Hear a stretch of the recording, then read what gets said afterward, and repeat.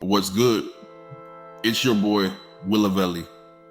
Today, we dive into heavy and important news happening around the world and right here in the US. Let's break it down so it's easy to understand. First, the political upheaval in the US. After a shaky debate performance against Trump, President Biden faced intense calls from his own party to step down. Lawmakers from coast to coast were saying it was time to pass the torch. It was like a political mutiny, with 31 House Democrats and 4 senators urging Biden to bow out due to concerns about electability and age. However, Biden wasn't going down without a fight. He fired back, claiming he was the best person to beat Trump, making calls, writing letters, and appearing on TV shows. This situation could have led to a constitutional crisis, as the primaries were over and delegates were locked in, making a midstream change unprecedented. Next, a dangerous incident shook the nation. Former President Donald Trump was injured in a shooting at his rally in Butler, Pennsylvania.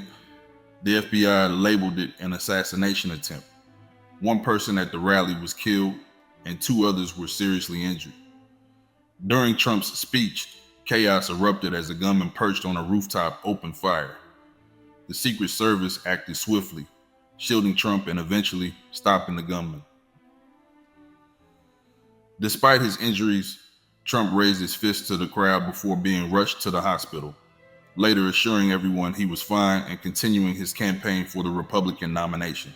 In a major shift in U.S. politics, President Joe Biden decided not to run for re-election, throwing his support behind Vice President Kamala Harris as the Democratic presidential candidate. Harris secured enough support to become the Democratic candidate, making history as the first Jamaican woman and person of South Asian heritage to run for president from a major party.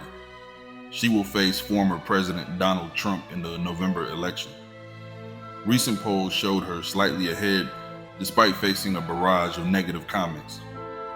Harris remained focused on her campaign, with the Democratic National Convention in Chicago in August marking the official start of her presidential run with her chosen running mate. The stock market recently took a significant hit, causing widespread concern. Big companies like Apple and Amazon saw their stock prices fall, prompting investors to buy U.S. Treasuries, considered safer investments.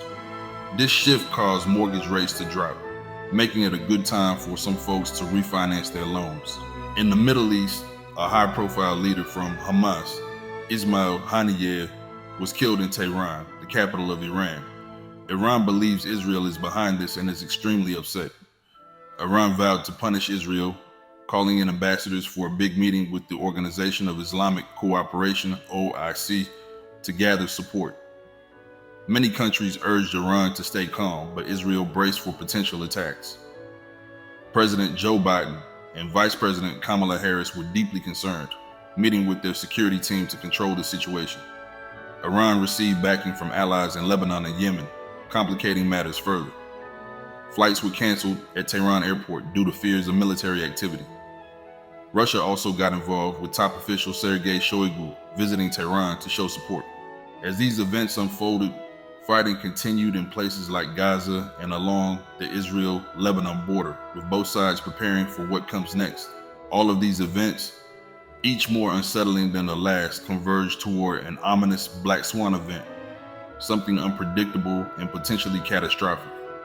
It felt like the world is on the brink of a major upheaval with global consequences.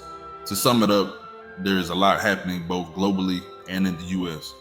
Leaders work hard to maintain peace and make critical decisions, but the stakes had never been higher. Stay tuned for updates. Tap that like and subscribe button. Stay safe and stock up. This is Willavelli. I'm out.